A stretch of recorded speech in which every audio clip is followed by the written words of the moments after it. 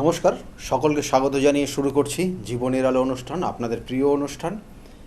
আজকে আমরা আলোচনা করব মানুষের মধ্যে বিভিন্ন ধরনের বিভিন্ন বৈশিষ্ট্য সম্পন্ন কিছু কিছু বিষয় দেখা যায়, যেগুলো তাদের চলাফেরা এবং তাদের নক্ষত্র জায়গার থেকে বিচারের জায়গা চলে। কারণ এটা জ্যোতিষশাস্ত্র নিয়ে আলোচনা, এবং সেখানে আমরা বিশেষ করে জ্যোতিষশাস্ত্রের কোথায় কী কানেকশান রয়েছে সেইগুলো নিয়েই বিশেষ করে আলোচনা করব।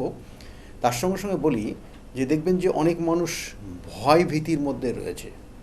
দেখবেন অনেক মানুষ দেখা গেলো যে কোনো নেগেটিভ এনার্জি, যেটা আমরা বারবার বলি যে তার ওপর কোনো ক্ষতি করা রয়েছে। কারোর ক্ষেত্রে দেখা গেলো এমন কিছু পরিস্থিতি রয়েছে সে হয়তো রাত্রে বাইরে বেরোতেই পারে না, আবার কারোর ক্ষেত্রে এমন কিছু পরিস্থিতি রয়েছে সে রাত্রে বেশি সজাগ হয়ে যায়, রাত্রে বেশি তার মধ্যে সাহস তৈরি হয়। আবার কারোর ক্ষেত্রে দেখা গেলো সে একা একা কেউ থাকতেই পারে না, তার মধ্যে সব সময় ভয় কাজ করে যে এই না পাশে কেউ রয়েছে, এই না পাশের রুমে মনে হয় কেউ হয়তো রয়েছে, বা সে যেই বাইরে যাবে হয়তো তার পিছনে পিছনে কেউ আসছে।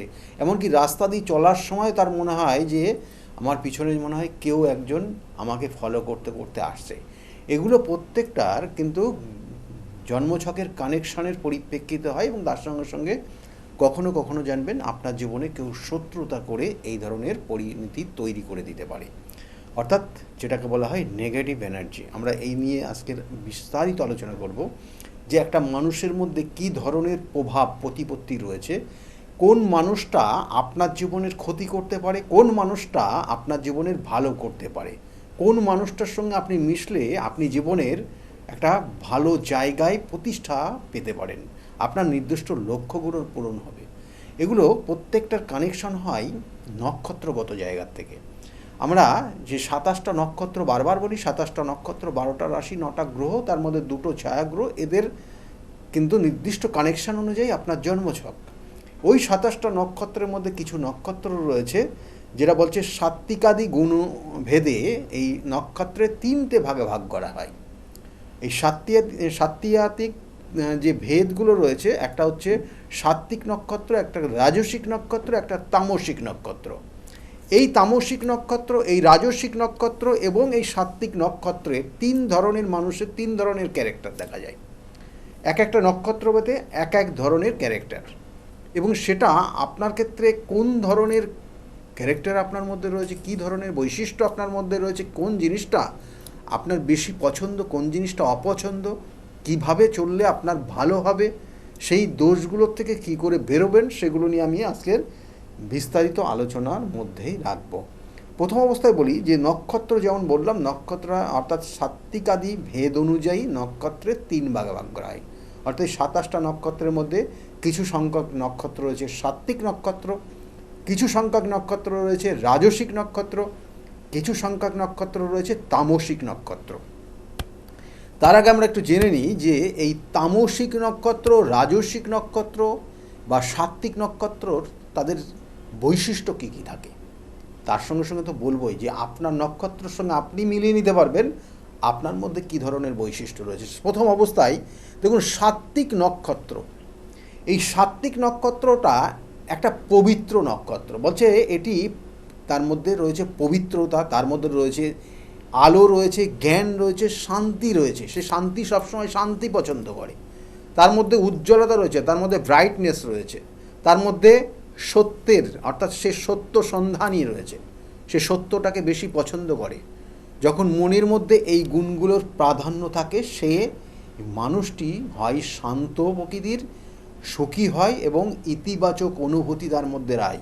আর সেই মানুষটাকেই বলা হয় কি না সাত্ত্বিক মানুষ, বা সাত্ত্বিক গুণ তার মধ্যে বিরাজ করছে। এবং এই সাত্ত্বিক নক্ষত্র কোন কোনগুলো সাত্ত্বিক নক্ষত্রের মানুষ রয়েছেন, বা কোন মানুষগুলোর সাত্ত্বিক নক্ষত্র এবং নক্ষত্রগুলো কি, সেটাও বলবো।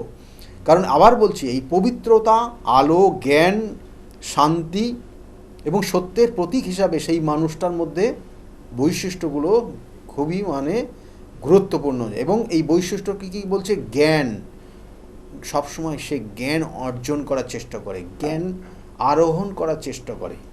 সে নিজেকে সে যতটা পারে সময় নিয়ে সে অন্যের কাছ থেকে জ্ঞান নেওয়ার চেষ্টা করে।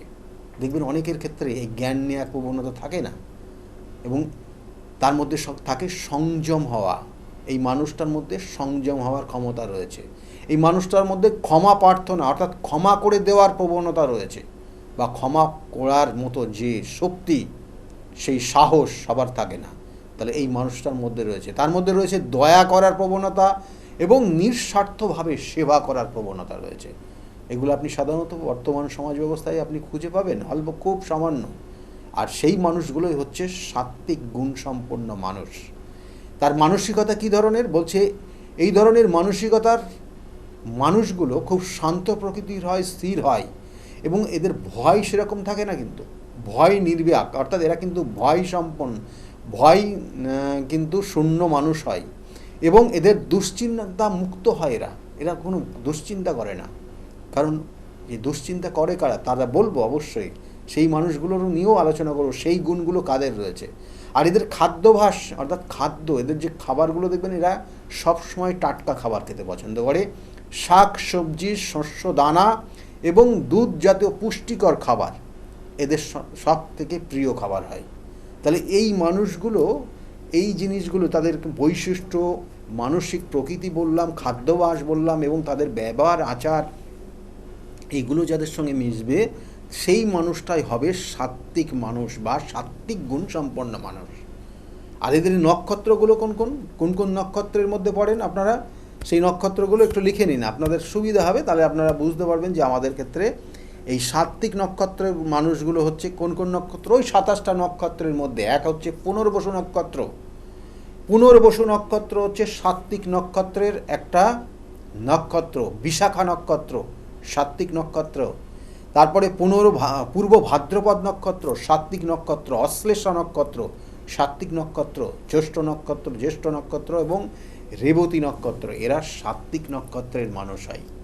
এদের মধ্যে ওই প্রভাবগুলো অবশ্যই থাকে, এবং এরা সব সময় চেষ্টা করে মানুষের উপকার করা। আর এর সঙ্গে সঙ্গে সাত্ত্বিকের পরে হচ্ছে রাজসিক। সাত্ত্বিক গুণ, তারপরে রাজসিক গুণ। এই রাজসিক গুণ সম্পন্ন মানুষগুলো কী ধরনের, কী রয়েছে তাদের মধ্যে? প্রথম অবস্থায় বলা হচ্ছে যে এই রাজসিক গুণ, এদের মধ্যে সর্বপ্রথম রয়েছে আবেগ। দেখবেন আবেগে নিজের সমস্ত কিছু জলাঞ্জলি দিতে পারেন, আবার আবেগেই আপনি জীবনের একটা নির্দিষ্ট শীর্ষে পর্যন্ত উঠে যেতে পারেন। তাই আবেগটা আপনি কোথায় আপনার প্রকাশ করছেন সেটা আপনার উপর ডিপেন্ড করছে। তাই আবেগ, কর্মচঞ্চলতা, উচ্চ আকাঙ্ক্ষা, তীব্র ইচ্ছা এবং পরিবর্তনের প্রতীক হিসাবে এই বিষয়গুলো যে মানুষটার মধ্যে রয়েছে, সেই মানুষটাই হচ্ছে সাত্ত্বিক গুণ সম্পন্ন না, এ হচ্ছে রাজসিক গুণ সম্পন্ন ব্যক্তিত্বের মানুষ। এই রাজসিক গুণ সম্পন্ন ব্যক্তিত্বের মানুষের মধ্যে আর কি রয়েছে? এর মধ্যে রয়েছে লোভ, অহংকার এবং অস্থিরতা। এইগুলো কিন্তু এই মানুষগুলোর মধ্যে আসবে। কারণ আবেগ যেমন রয়েছে, যেমন উচ্চ আকাঙ্ক্ষা, উচ্চ কিছু আকাঙ্ক্ষা যে ব্যক্তির মধ্যে রয়েছে, সেটা কিন্তু অনেক সময় লোভের কিন্তু বশবর্তী হয়। এই লোভের বশবর্তী হয়ে অনেক ধরনের ভুল কাজ করে ফেলে। অহংকার রয়েছে, জেদ কাজ করে এদের মধ্যে। তাই এদের মধ্যে বিশেষ, এই রাজসিক গুণসম্পন্ন ব্যক্তির মধ্যে বিশেষ কিছু বৈশিষ্ট্য, সেটা হচ্ছে সব সময় কোনো না কোনো কাজের মধ্যে এরা নিযুক্ত থাকে। সবসময় এরা কিন্তু মেন্টাল মানে মনটাকে সবসময় একটা চঞ্চল জায়গায় রেখে দেয়, কোনো কাজের মধ্যে নিয়োজিত করে রাখে। ফ্রেন্ডকেও এরা কাজের মধ্যে রাখতে বলে চাই। এবং এদের নিঃস্বার্থভাবে নয়, বরং কাজের ফল বা সাফল্যের জন্যই কিন্তু এরা এই লোভ এবং আকর্ষণ ক্রিয়া এদের মধ্যে কাজ করে। অর্থাৎ এই জাতক জাতিকাগুলো তাদের নিজস্ব কিছু প্রাপ্তি, অনেক যে এমন বললাম যে সাত্ত্বিক গুণ সম্পন্ন মানুষেরা নিঃস্বার্থ মানুষের জন্য দেয়, আর এরা কিন্তু নিঃস্বার্থ না, এদের নিজের স্বার্থ রয়েছে এবং মানুষকে উপকারের জায়গায়ও রয়েছে। অর্থাৎ মানুষের জন্য উপকার করব এবং সেখানে আমার নিজের স্বার্থ থাকবে। এরা হচ্ছে রাজস্বিক সম্পন্ন মানুষ। সেই জন্য বলা হচ্ছে এদের নিঃস্বার্থ নয়, বরং কাজের ফল বা সাফল্যের জন্য প্রবল লোভ এবং আকর্ষণ বা আকর্ষণীয় থাকা এদের বৈশিষ্ট্য। আর কি আছে? এদের মধ্যে একটা অস্থিরতা রয়েছে, এদের মধ্যে অহংকার রয়েছে। কেমন মনের শান্তি না থেকে অহমিকা, রাগ, জেদ এবং নানা ধরনের দুশ্চিন্তার মধ্যে এরা কিন্তু থাকে। কারণ ওই যে অ্যাচিভমেন্ট, সাকসেস পেতেই হবে আমাকে, ওই নির্দিষ্ট শীর্ষে আমাকে পৌঁছাতেই হবে, আমার লক্ষ্য পূরণ করতেই হবে, এই জিনিসটা এদের মধ্যে সব সময় কাজ করে। এবং এরা অ্যাক্টিভ, মানুষের জন্য করে, নিজের জন্যও করে, কিন্তু নিঃস্বার্থ না, আমার নিজেরও থাকবে, আমি অন্যের জন্য করব। এই প্রবণতার মানুষ হচ্ছে রাজসিক সম্পন্ন, রাজসিক গুণ সম্পন্ন মানুষ হয়। এবং এদের মধ্যে সেই জন্য বলা হচ্ছে অহংকার রয়েছে, এদের মধ্যে অস্থিরতাও থাকবে। আর এদের খাদ্য কী জিনিস, খাদ্যগুলো কি কি, এরা দেখবেন যে ঝাল জাতীয় খাবার বেশি পছন্দ করে, টক খাবার, নোনতা খাবার এবং অতিরিক্ত একটু গরম খাবার এরা বেশি পছন্দ করে। কোনো কোনো সময় এরা মশলাদার খাবার কিন্তু এরা খাবার খায়। এবং অনেক সময় এরা বলছে যে মনের নির্দিষ্ট উদ্দীপনাকে বাস্তবে রূপ পাওয়ার জন্য, নিজের চঞ্চলতাকে স্থির অবস্থায় আনার জন্য, মানসিক শান্তি পাওয়ার জন্য এরা কিন্তু বিশেষ বিশেষ কিছু পান করেও থাকে। তারাই হচ্ছে রাজসিক গুণসম্পন্ন ব্যক্তিত্বের মানুষ। এবং এই নক্ষত্রগত জায়গার থেকে আমি বলবো যে আমরা বলা হয় যে এই কিছু কিছু নক্ষত্র রয়েছে অবশ্যই, যে এই রাজস্বিক গুণসম্পন্ন ব্যক্তি কারা। এদের এই যে নক্ষত্রগুলো 27টা নক্ষত্রের মধ্যে, যেমন আগের যে নক্ষত্র বললাম 6টা নক্ষত্র সাত্ত্বিক নক্ষত্র ছিল, এবং তারপরে হচ্ছে যে এখানে বলবো যে 9টা নক্ষত্র রয়েছে। এই 9টা নক্ষত্র হচ্ছে রাজস্বিক নক্ষত্র। কি কি? কৃত্তিকা নক্ষত্র, উত্তর ফাল্গুনী নক্ষত্র, উত্তর আষাঢ়া নক্ষত্র, রোহিণী নক্ষত্র, হস্তা নক্ষত্র, শ্রবণা নক্ষত্র, ভরণী নক্ষত্র, এবং পূর্ব ফাল্গুনী নক্ষত্র, পূর্ব আষাঢ় নক্ষত্র। এগুলো কিন্তু রাজস্বিক নক্ষত্রের মধ্যে পড়ে। এই জাতক জাতিকাদের মধ্যে রাজস্বিক চিন্তাভাবনা কিন্তু সবসময় কাজ করে। এবং এই রাজস্বিক চিন্তা ভাবনা জীবনের একটা স্থিতি অবস্থা থেকে অস্থির অবস্থার দিকেও কিন্তু নিয়ে যায়। কারণ ওই যে সর্বদাই লোভে পাপ পাপে মৃত্যু বলি, তাই লোভে পাপ পাপে মৃত্যু পরিস্থিতি এমন একটা জায়গায় নিয়ে যাবে, তখন বেসামাল হয়ে যাবে এবং হাতের বাইরে বেরিয়ে যাবে। সেই জন্য এই জায়গার থেকেও কিন্তু প্রত্যেক মানুষের, যাদের ক্ষেত্রে এই ধরনের জায়গা রয়েছে, সতর্ক থাকা উচিত। এর সঙ্গে সঙ্গে বলবো তামসিক গুণ। তামসিক গুণ অতীব একটা গুরুত্বপূর্ণ বিষয়, কারণ এরা অন্ধকার জগৎকে বেশি পছন্দ করে। তাই অন্ধকার, অজ্ঞানতা, অলসতা, জড়তা এবং নিষ্ক্রিয়তার এদের প্রতীক হয়। এই জিনিসগুলো যত নেগেটিভ ভাইব্রেশন রয়েছে, যেটা আমি প্রথমেই আলোচনা করলাম, যে আপনার মধ্যে নেগেটিভ এনার্জি কিভাবে ক্রিয়েট হচ্ছে, কেন হচ্ছে, কি কারণে হয়েছে, আপনি যে ভয় পাচ্ছেন, আপনার পিছনে পিছনে কেউ যেন আসছে, আপনি আপনার দেখা গেল যে রাত্রের খাওয়ার পরে সেইগুলোকে পরিষ্কার পরিচ্ছন্ন করার যে একটা নির্দিষ্ট নিয়মের মধ্যে পড়ে, সেটাও হয়তো আপনি অনেক সময় ভুলে যাবেন। কারণ এই তামসিক গুণ যেটা অলসতার কারণে হয়, এবং সেখানে বাসা বাঁধে কিন্তু নেগেটিভ এনার্জি। সেক্ষেত্রে জিন বলতে পারেন, আত্মা বলতে পারেন, এবং সেক্ষেত্রে আপনার ওই বাস্তু আপনার নিজের পরিবারটাকে আস্তে আস্তে আস্তে আস্তে নেগেটিভ ভাইব্রেশনের দিকে নিয়ে যেতে পারে। আমি শুধুমাত্র বললাম যে ওই রাত্রে খাওয়ারের পরে বাসনগুলোই না, এরকম অনেক বিষয় রয়েছে যেগুলোর মধ্যে ওই জিন এবং তার সঙ্গে সঙ্গে এই আত্মা বা নেগেটিভ এনার্জি সেখানে বসবাস করতে পারে। তাহলে সেই জায়গাগুলো পরিষ্কার পরিচ্ছন্ন করার প্রবণতাও আপনার মধ্যে থাকবে না। সেই জন্য বলা হচ্ছে এই সকল জাতক জাতিকাগুলো কি করে না, চেতনাকে ঢেকে রাখে, তাকে অন্ধকারের দিকে ঠেলে দেয়, এবং ধীরে ধীরে সেই জড়তার শিকার হয়, অলসতার শিকার হয় এবং নিষ্ক্রিয়তার জায়গায় তৈরি হয়ে যায়।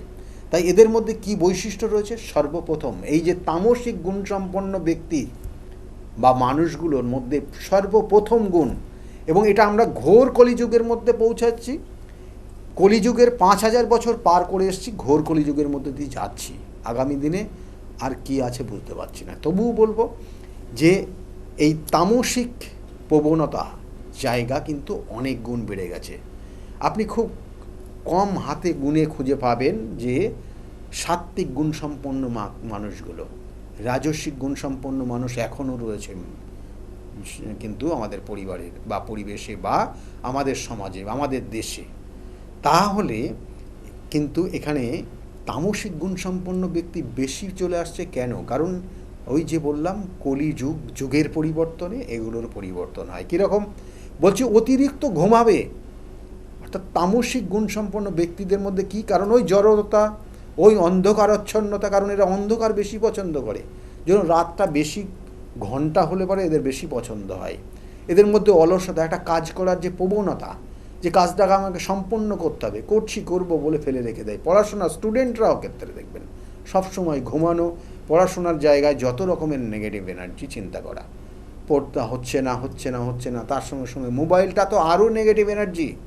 মোবাইলটা একটা রাহুর প্রবণতা রয়েছে, ওর মধ্যে নেগেটিভ ভাইব্রেশন যথেষ্ট রয়েছে। যদি ওটাকে সঠিকভাবে না ব্যবহার করেন, ওর নেগেটিভ এনার্জি একটা বিরাট রকমের অ্যাকশান দেয়। আমি একটুখানি আপনাদেরকে বলি, যদি মোবাইলটা খুলে আপনি সাউন্ড অন করে রেখে দেন পাশে, আপনি পড়াশোনা করছেন বা আপনি অন্য কিছু চিন্তা ভাবনা করছেন, আপনি আধ্যাত্মিক চেতনা সম্পন্ন ব্যক্তিত্ব জায়গায় রয়েছেন, আপনি বেশ কিছু ধ্যানে মগ্ন রয়েছেন, মোবাইলটা যদি অন করে রাখেন, যদি সাউন্ড সিস্টেমটাকে অন থাকে, তাহলে আপনার একটা মেসেজ যখনই আসবে দেখবেন আপনার মন, আপনার স্মৃতি, আপনার যে বিষয় নিয়ে আপনি এই মধ্যে ধ্যানমগ্ন অবস্থা হচ্ছে, ধ্যানটাকে ভগ্ন করে দেবে।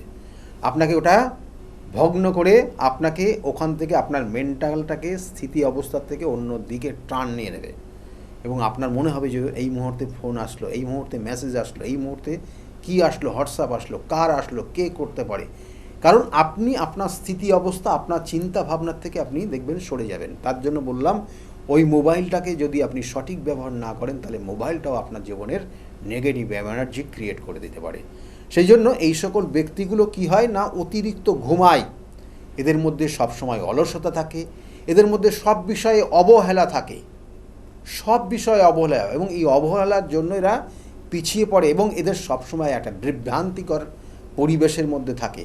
সবসময় মনটা একটা বিভ্রান্তিকর, যে আগামী দিনে কি পরিণতি কী হবে, একটা স্থিতি অবস্থা কী হবে। এরা নিজেরাই নিজেদের মানসিক স্থিতি অবস্থা না থাকার জন্য এরা ওই নির্দিষ্ট লক্ষ্যটাই পূরণ করতে পারে না। এবং এদের মধ্যে রয়েছে আর কি না, এরা সর্বকাজ এড়িয়ে যাওয়ার চেষ্টা করে। দেখবেন যে আপনি এই জেনারেশনের কিছু প্রভাব রয়েছে, আপনি কিছু দায়িত্ব দিয়ে কোনো কাজ দেবেন, দেখবেন তারা এড়িয়ে যাওয়ার চেষ্টা করবে, সেই কাজটার মধ্যে ঢোকার চেষ্টা করে না। মেন্টাল যে স্থিতি অবস্থা সেইটার মধ্যে অ্যাক্টিভ করার চেষ্টা করে না। এরাই হচ্ছে কিন্তু তামসিক গুণসম্পন্ন ব্যক্তিত্বের মানুষ। এদের মধ্যে আর কি রয়েছে বৈশিষ্ট্য? মানসিক অবস্থায় এদের মধ্যে কি মজে মন এদের বিষাদগ্রস্ত। কারণ কি হচ্ছে, ওই যে অলসতা করবে, ঘুমাবে, আবার অ্যাচিভমেন্ট চাইবে।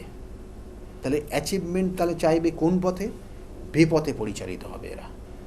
সহজ উপায়ে এরা কোনো কিছু চায়, সহজ উপায়ে সব কিছু চায়, সহজ উপায়ে এরা নির্দিষ্ট কিন্তু লক্ষ্যে পূরণ করতে চায়।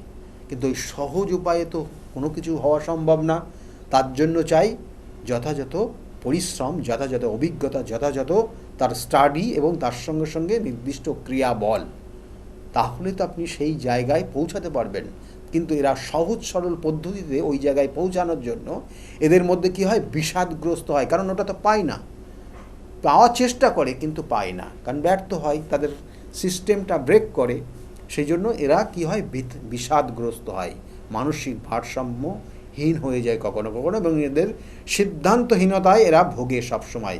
এবং এর মধ্যে একটা ক্রোধ সঞ্চার হয়, কখনো কখনো এদের মোহ কাজ করে। এই ক্রোধ মোহ যেটা হচ্ছে বলা হয়, একটা মানুষের মধ্যে ষড়রিপু রয়েছে, 6টা শত্রু রয়েছে। এই 6টা শত্রু এদের মধ্যে জাগ্রত থাকে সব সময়। এবং এই ক্রোধ, লোভ, মোহ, মাৎসর্য, এই 6টা কিন্তু মোহ এদেরকে বিভিন্নভাবে ক্ষতিগ্রস্ত করে। এবং এই ধরনের মানুষ হয়ে গিয়ে সমাজ থেকে এরা বিতাড়িত হয়ে যায় অনেক সময়। এবং অনেক সময় এরা বিভিন্ন ক্ষেত্রে শাস্তির সাজার স্বরূপ অনেক ধরনের কষ্ট এদের ভোগ করতে হয়। তাহলে এরা হচ্ছে এই তামসিক গুণসম্পন্ন মানুষের মানসিকতা। এর সঙ্গে সঙ্গে এদের খাদ্যাভ্যাস কী আছে? প্রত্যেক শ্রেণীর মানুষ, প্রত্যেক গুণসম্পন্ন ব্যক্তিদের মানুষেরই কিন্তু খাদ্যের একটা নির্দিষ্ট পরিবর্তন আছে। এই তামসিক গুণসম্পন্ন ব্যক্তিদের মানুষরা দেখবেন বাসি পচা খাবার বেশি পছন্দ করে, বাসি পচা খাবার পছন্দ করে, প্রক্রিয়া জাতীয় খাবার দেখবেন যে ফাস্ট ফুড জাতীয় খাবার এরা বেশি পছন্দ করে, এবং রেডি খাবার যেটা প্রক্রিয়া জাতীয় খাবার সেটাকে এরা বেশি পছন্দ করে। আর কি করে, অতিরিক্ত তৈলাক্ত খাবার এরা পছন্দ করে, মাছ মাংস এবং মাদক দ্রব্য জাতীয় সেবন এরা বেশি করে। কারণ ওদের মনটা সেইভাবে ওই যে সহজভাবে এরা একটা নির্দিষ্ট লক্ষ্যে পৌঁছাতে চায়, যেটা খুব কঠিন, সেই কঠিন জিনিসটাকে সহজের মাধ্যমে পরিচালিত করতে গিয়ে ফেঁসে যায়, ব্যর্থ হয়, এবং তখন এরা কিন্তু মানসিক জায়গার থেকে শান্তি পাওয়ার জন্য মাদকাসক্ত হয়ে যায়। তাহলে এইগুলো কিন্তু রয়েছে, এবং এই সকল জাতক জাতিকাদের ক্ষেত্রে এই যে নক্ষত্রগত কানেকশন কি না, এই নক্ষত্র 27টা নক্ষত্রের মধ্যে এই তামসিক গুণসম্পন্ন নক্ষত্র কারা কারা বলছে, অশ্বিনী নক্ষত্র, মঘা নক্ষত্র, মূলা নক্ষত্র, আদ্রা নক্ষত্র, স্বাতী নক্ষত্র, শতবিষা নক্ষত্র, মৃগশিরা নক্ষত্র, চিত্রা নক্ষত্র, ধনিষ্ঠা নক্ষত্র, পুষ্যা নক্ষত্র, অনুরাধা নক্ষত্র এবং উত্তর ভাদ্রপদ নক্ষত্রের মধ্যে আপনি কিন্তু এই তামসিক গুণ সম্পন্ন মানুষ দেখবেন। অর্থাৎ আপনি আপনার সমাজ, আপনার আশেপাশের দেখবেন ম্যাক্সিমাম মানুষ কিন্তু তামসিক গুণ সম্পন্ন হয়।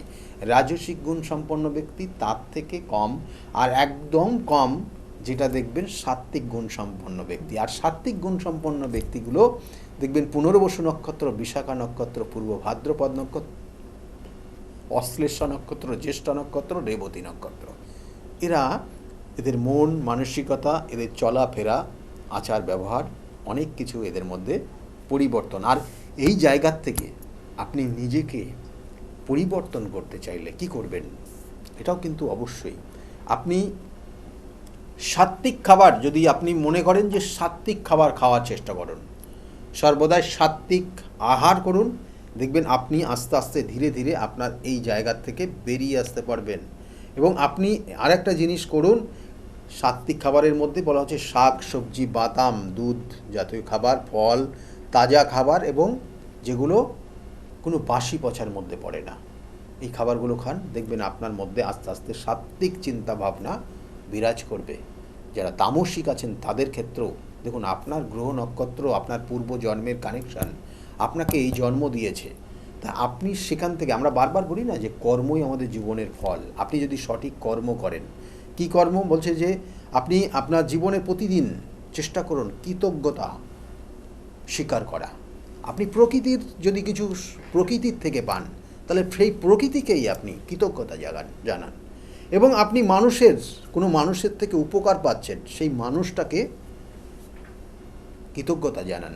দেখবেন আস্তে আস্তে আপনার সাত্ত্বিক গুণ আপনার মধ্যে বিরাজ করবে। আপনি ধ্যান করুন বা যোগা করুন, প্রাণায়াম করুন, 10 থেকে 15 মিনিট প্রত্যেক দিন করুন, এবং দেখবেন ধীরে ধীরে, এবং সেই যখন এটা করবেন তখন আপনার মনটাকে পুরো শান্ত অবস্থায় আপনাকে নিয়ে এসে আপনি সেটা করুন, দেখবেন আপনার মধ্যে এই জায়গাগুলো ভালো হবে। এবং এই সঙ্গে সঙ্গে বলছে যে বাসি পচা খাবার একদম পরিহার করুন, এবং মানুষের সঙ্গে যত তাড়াতাড়ি পারবেন আপনি নিজেকে একটু ধীর স্থির মনে করুন, নিজের মধ্যে চঞ্চলতা রাখুন, নিজের পজিটিভ থাকুন সব সময়, এবং মানুষের উপকার করার চেষ্টা করুন।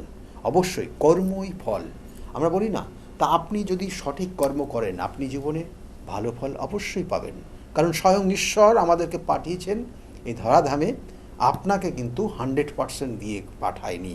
কারণ 100% আপনাকে দিয়ে দিলে আপনি ঈশ্বরকে পর্যন্ত ভুলে যাবেন, কারণ আপনার মধ্যে 100% আসে মানে আপনার মধ্যে অহংকার, জেদ এগুলো তৈরি হবে, এবং আপনার মধ্যে তামসিক গুণের পরিমাণ বেড়ে যাবে।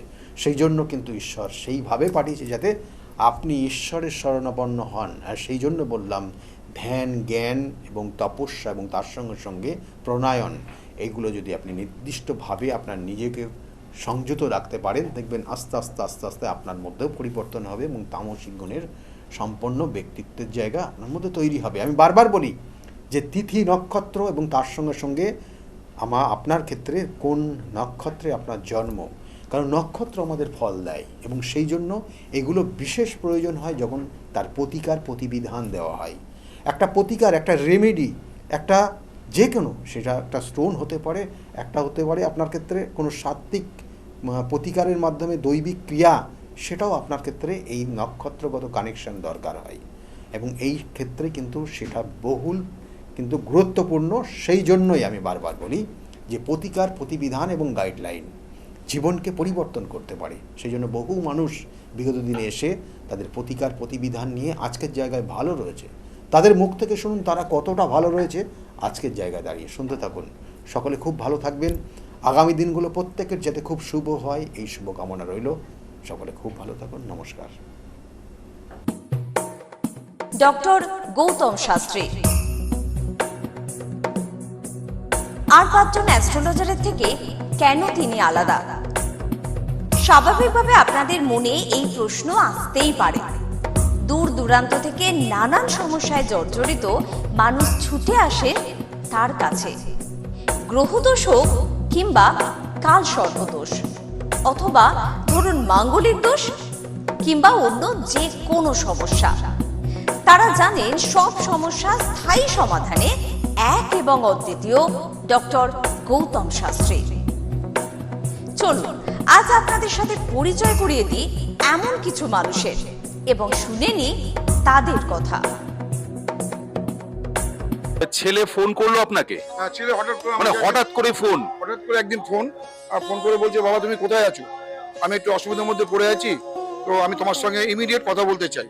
আমি তখন ওখান থেকে দিল্লিতে ছিলাম, দিল্লি থেকে আমার মানে ফ্লাইট করলাম, ফটাফট এমার্জেন্সিতে আমি চলে এলাম। আর ছেলে ফোন করেছে, এটা আমার কাছে একটা বিশাল বড় একটা মানে যে ছেলে চলে গিয়েছিল মানে বাবাকে একটু বলতে গেলে আপনার ছেলের সাথে প্রায় সম্পর্ক শেষ, তলানিতে এসে ঠেকেছিল।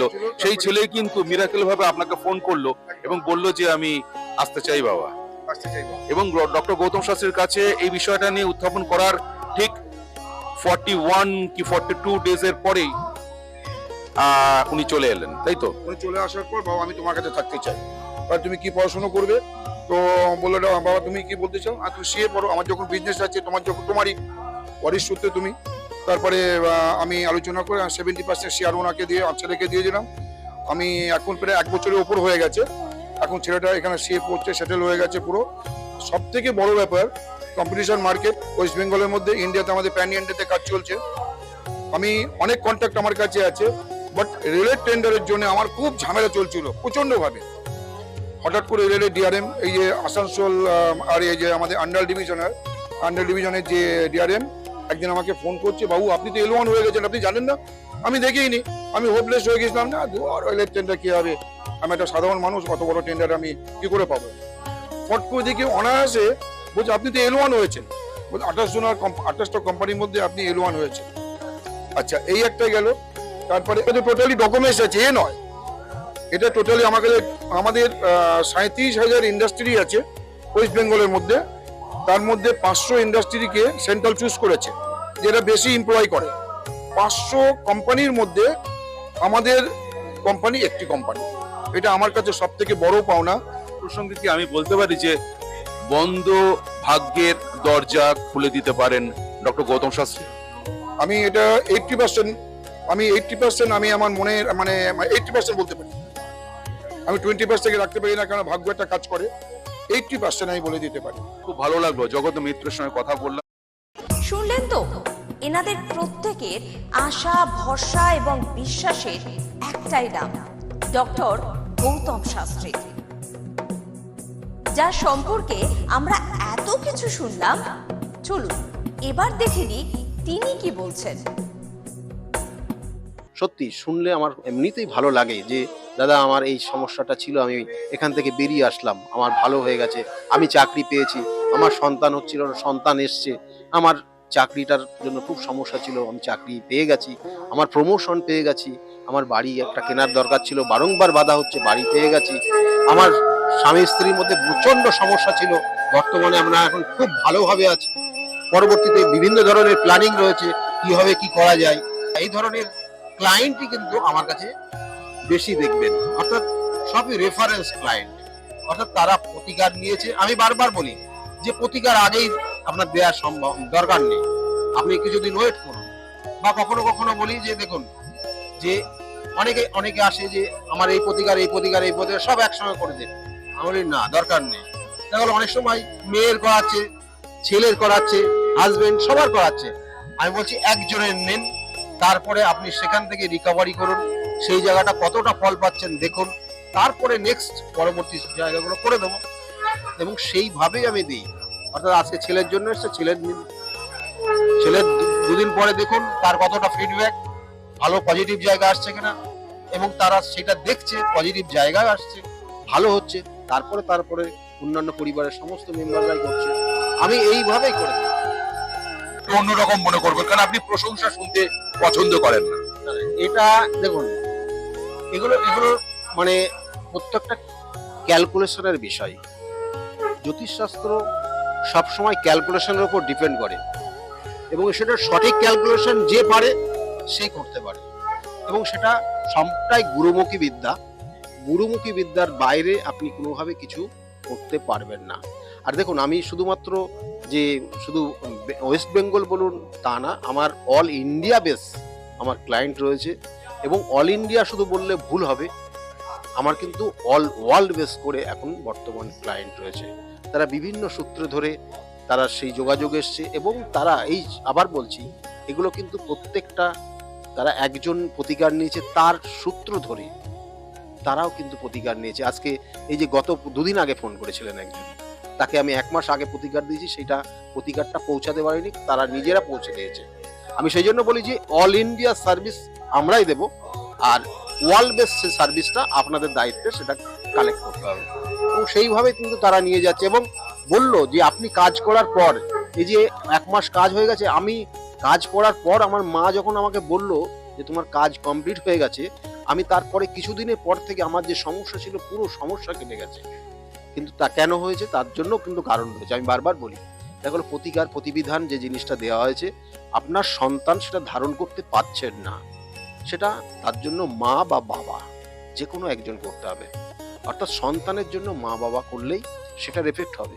এবং সেই অনুযায়ী ওনারা বাইরে ছিলেন, ওনারা ইউএসএ আছেন, কিন্তু আজকে তিনি এই কলকাতার একটা নির্দিষ্ট জায়গায় থেকে তার মা সেই ক্রিয়া নির্দিষ্ট করেছে, তার এফেক্টটা সে পেয়েছে।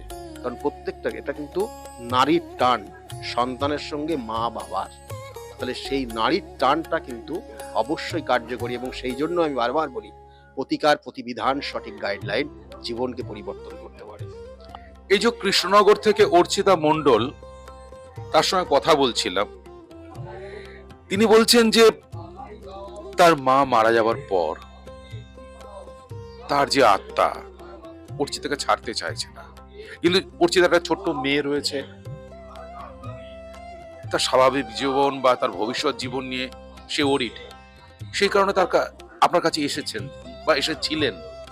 আজকে সেই জায়গা থেকে, সেই উপদ্রব থেকে সে কিন্তু মুক্ত। এই যে ভৌতিক উপদ্রব বা একটা আত্মার উপস্থিতিকে খণ্ডন করা, এটা তো একটা অসাধ্য সাধন। আপনি আবারও স্বীকার করবেন না আমি জানি, তবু এই প্রসঙ্গে আপনি যদি কিছু বলেন। আমি বারংবার বলে থাকি যে আত্মা সে শুধুমাত্র দেহ পরিবর্তন করে, জাস্ট দেহ পরিবর্তন করে অন্য দেহে সে রূপান্তরিত হয়। আমাদের আত্মা কিন্তু অমরণশীল বলা হয়। এবং এই যে ওনার ক্ষেত্রে আমি দেখেছি, দেখবেন যে আপনি সামনে যখন দেখবেন ওনাকে, তখনই মনে হবে যেন ওনার মধ্যে একটা নেগেটিভ এনার্জি কাজ করছে। এটা যারা মোটামুটি বোঝেন তারা সামনে গেলে বুঝতে পারবেন যে ওনার মধ্যে নেগেটিভ, ওনার চোখের দেখার ভাব বা অন্যান্য সব ক্ষেত্রে, এবং ওনার বাস্তুগত জায়গাতেও সমস্যা রয়েছে, এবং সেটা হয়তো মনে হয় সেখান থেকে পরিবর্তন করে ফেলেছে, কিন্তু ওনার মধ্যে সেই নেগেটিভ এনার্জিটা অলরেডি প্রবেশ করেছে। এবং সেটা যদি ওনার সামনে বলি তাহলে ওনারা অনেকটা ভীত হয়ে যাবে, ভয় পেয়ে যাবে। সেটা তো ওনাদেরকে সেইভাবে বলা হয়নি, বলা হয়েছে যে এটার একটা এফেক্ট রয়েছে আপনার। তা সেই অনুযায়ী আজকের যে আপনারা দেখলেন যে ওনার আজকে এই নির্দিষ্ট তিথিতে কাজ করা হলো, এবং এই নির্দিষ্ট তিথিতে কাজ করে ওনারা ওই জায়গার থেকে বেরিয়ে আসলেন। এবং ওটা কিন্তু আরো 3টে স্টেপে কাজ হবে, মানে একটা স্টেপে কাজ হবে না, তবুও ওটা অনেকটা প্রোগ্রেস হবে, ওনার মধ্যে কিছু পরিবর্তন হয়ে যাবে।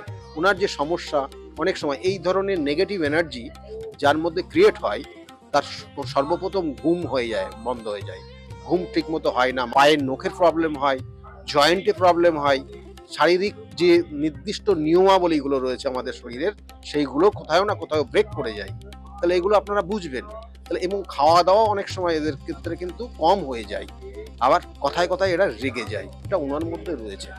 তাহলে সেই জন্য আজকে নির্দিষ্ট ক্রিয়ার মাধ্যমে সেটাকে নির্দিষ্টভাবে প্রতিকার প্রতিবিধান করা হলো এবং এই প্রতিকার প্রতিবিধান নিয়ে আজকে আগামী কটা দিন সেইভাবে করবে, ক্রিয়া করবে, ওনাকেও ক্রিয়া করতে হবে যাতে ওনার ওই অশুভ শক্তিটা ওনার আশেপাশে না আসতে পারে এবং সম্পূর্ণভাবে হয়তো সেটা কিছু কিছু এফেক্ট থাকবে, সেটা পরবর্তী অমাবস্যার দিনে আবার পুরোপুরি নির্মূল করে দেওয়া যাবে। আরেকজন ভদ্রমহিলার সঙ্গে কথা বলছিলাম, তিনি বললেন যে আমার মেয়ের চাকরি এবং চাকরি পাওয়ার পর তার প্রমোশন সেটা কিন্তু স্যারের হাত ধরেই হয়েছে।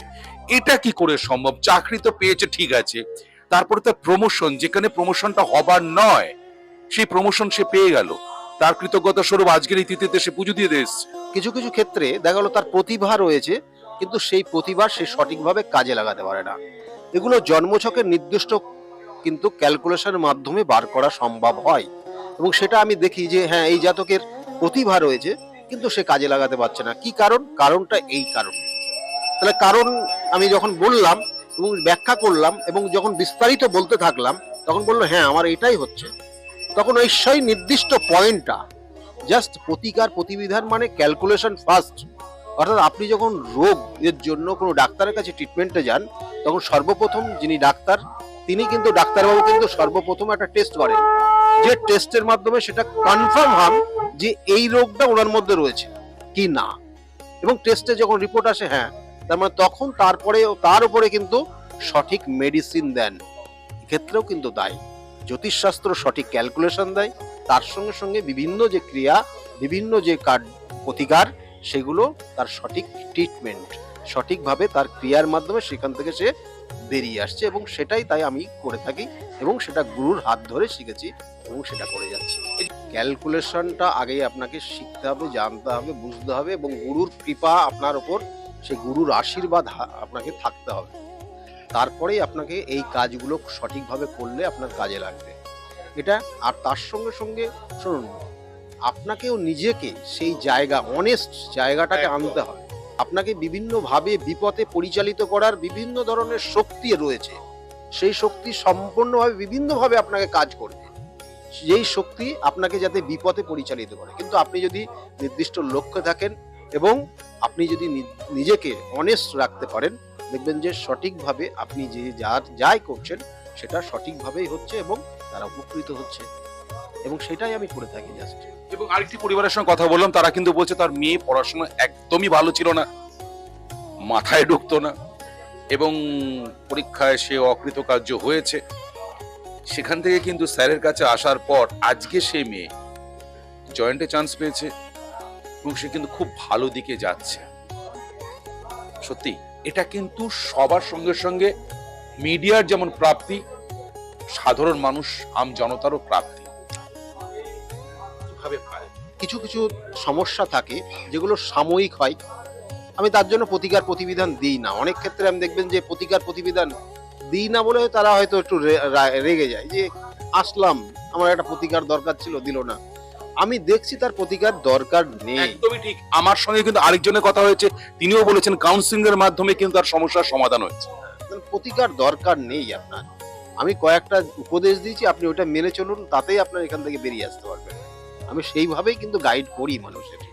আর বিভিন্ন ক্ষেত্রে বিভিন্ন ধরনের সমস্যা, গ্রহগত সমস্যা, কিছু কিছু ক্ষেত্রে শত্রুর দ্বারা ক্ষতিগ্রস্ত হয়ে যাওয়া, দেখবেন অনেক সময় দেখা গেল তার মধ্যে প্রতিভা রয়েছে কিন্তু জ্ঞাতি শত্রু, কিছু কিছু শত্রু সেই জাতক জাতিকাকে এমন জায়গা করে দিয়েছে সে যাতে আর উঠে না বসতে পারে। তাহলে এগুলো শত্রুতার কারণে কখনো হয়, কখনো কখনো জেলাসি, যেটা হিংসার কারণে হয়।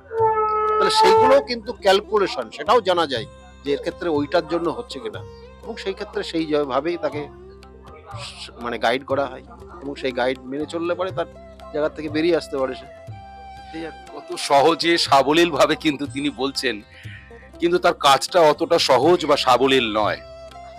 কঠিনতর কঠিন যেমন সমস্যা আপনাদের আছে, এই ক্রিয়াও কিন্তু কঠিন থেকে কঠিনতর, কিন্তু উনি তার সমাধান করেন।